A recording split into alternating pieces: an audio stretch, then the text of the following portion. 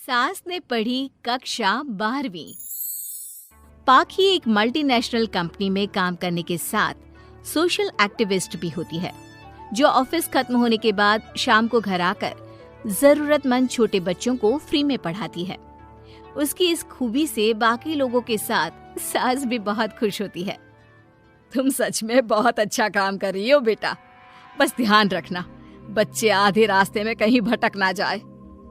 भटकने से मेरा मतलब सिर्फ गलत काम करना नहीं है।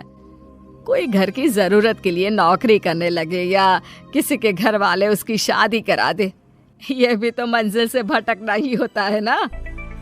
वाओ मम्मी, मुझे नहीं पता था कि आप पढ़ाई को लेकर इतनी पर्टिकुलर हो। पर फिक्र मत कीजिए, इनके साथ ऐसा कुछ नहीं होगा। बहू की बात पर मुस्कुराकर सास चली जाती है और पाखी बच्चों को पढ़ाने में बिजी हो जाती है। उसी रात पाखी और विराट साथ बैठकर बातें कर रहे होते हैं, जिसमें बहू सास की पढ़ाई को लेकर नजरिए का विराट के सामने जिक्र करती है। हाँ, मुझे सब पता है। ऐसे ही नहीं ये नालायक लड़का इतना पढ़ लिया। वो मम्मी ही तो है जिन्होंने बचपन से खाना खाया या नहीं से ज्यादा पढ़ाई की या नहीं पूछ पूछ कर मुझे इतना पढ़ने पर मजबूर कर दिया। वो हमेशा मुझे पढ़ाई और सेल्फ इंडिपेंडेंट होने की इम्पोर्टेंस याद दिलाती रही। और आज मेरी ये सरकारी नौकरी, इतनी अच्छी पोस्ट, उसी का तो नतीजा है। वाह, अगर मम्मी इतनी पढ़ी लिखी है तो कोई जॉब क्यों नहीं करती? और अगर जॉब नहीं करती तो मेरे साथ बच्चों को ही पढ़ा ले। तुम्हें किसने बोला कि मम्मी पढ़ी हुई हैं? उन्होंने तो अपनी 12th क्लास भी पूरी नहीं की। उससे पहले ही नाना जी ने मम्मी की शादी करा दी। शायद इसलिए पढ़ाई और अपने पैरों पर खड़े होने को लेकर उनकी सोच ऐसी है, क्योंकि वो खुद ये सब करना चाहती हो। पत्नी की बात सुन के विराट भी सोच में पड़ जाता है। दोनों मिलकर प्लान बनाते हैं और अगले दिन बच्चों को पढ़ाते हुए पाखी उनके पास एक कुर्सी एक्स्ट्रा लगा देती है। ये एक कुर्सी ज्यादा किसके लिए लगाई है बेटा? कोई नया बच्चा आने वाला है क्या? हाँ जी, आज से मेरी एक नई बच्ची मेरे पास, यानी कि मेरी सास, दोबारा पढ़ाई शुरू करने वाली है। अरे क्या पागल जैसी बात कर रही है? भला ये भी मेरी कोई उम्र है बच्चों के बीच बैठकर पढ़ने की? तू बस ना इनके भविष्य पर ध्यान दे, मुझ पर नहीं। मम्मी, सीखने की कोई उम्र नहीं होती, बस इच्छा होती है। और मुझे पता है कि आपके अंदर वो इच्छा आज भी जिंदा है।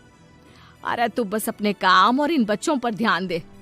यहाँ बस सबको बोलने से मतलब है, किसी को नहीं सोचना। अगर बात बाहर निकली तो समाज क्या सोचेगा और परिवार का कितना नाम बदनाम होगा।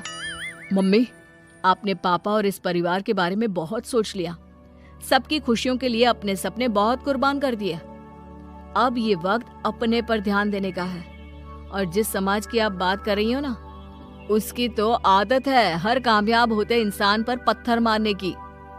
बेटी को भी बहू का साथ देते देख सास गुस्से में अपना सर पकड़कर बड़बड़ाते हुए वहां से चली जाती है। ये स्टूडेंट थोड़ी जिद्दी है, पर इन्हें मैंने 12th क्लास पास नहीं कराई तो मैं भी अपनी सास की बहू नहीं।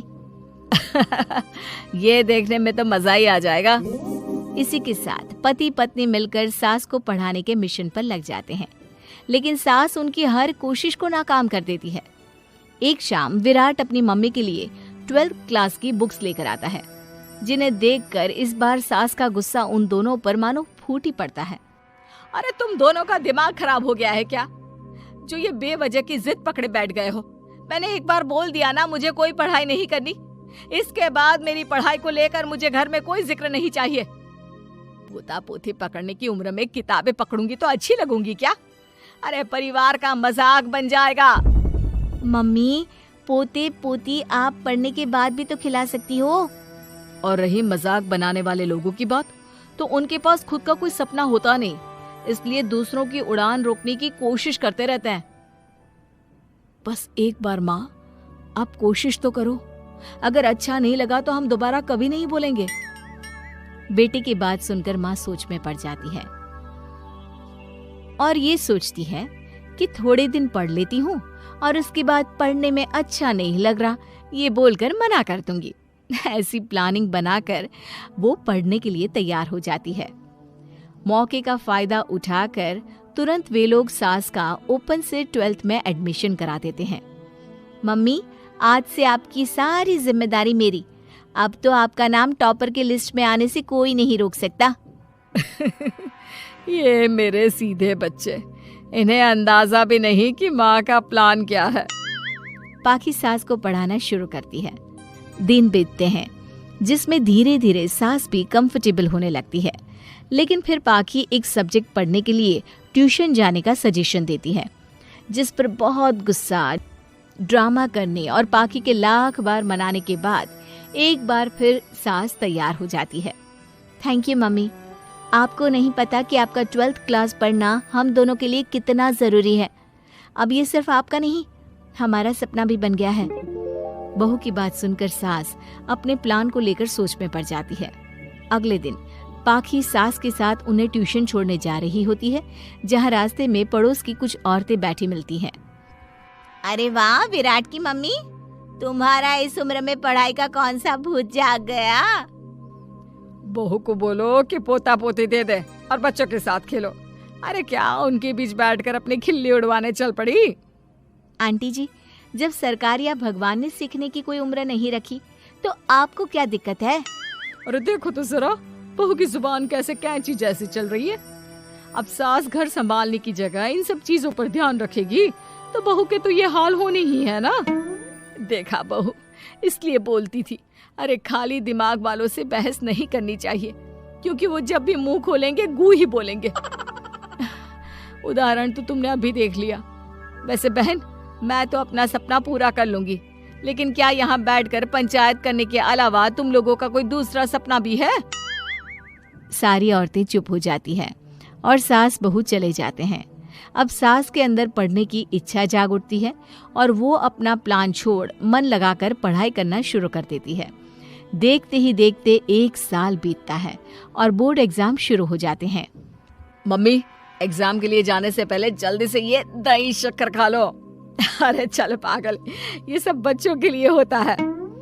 अभी आप भी हमारे लिए स्कूल में एग्जाम देने वाली बच्ची ही तो हो। बच्चों का प्यार देखकर सासू माँ खुश हो जाती है और दही शक्कर खाकर विराट के साथ घर से निकल जाती है, जो मम्मी को एग्जाम सेंटर पर छोड़ ऑफिस चला जाता है। इसी तरह समय बीतता है और एग्जाम खत्म होने के बाद देखते ही देखते रिजल्ट भी आ जाता है। मेरी टॉपर माँ, तुमने तो तहलका मचा दिया, हर तरफ तुम्हारे ही चर्चे हैं। घर वाले ये खुशी मना रहे होते हैं कि वही औरतें उनके घर आती हैं। अरे पंचायत की टोली, आज मेरे घर कैसे? बस तुम्हें सॉरी और थैंक यू बोलने आए हैं। उस दिन तुम्हारी बातों और आज तुम्हारे काम ने हमें ये सिखाया कि सपने पूरे करने की कोई उम्र नहीं होती। इसलिए अब हम भी शादी, परिवार, बच्चे और न जाने कितनी वजहों से अधूरे छूटे सपनों को पूरा करेंगे बहन जी।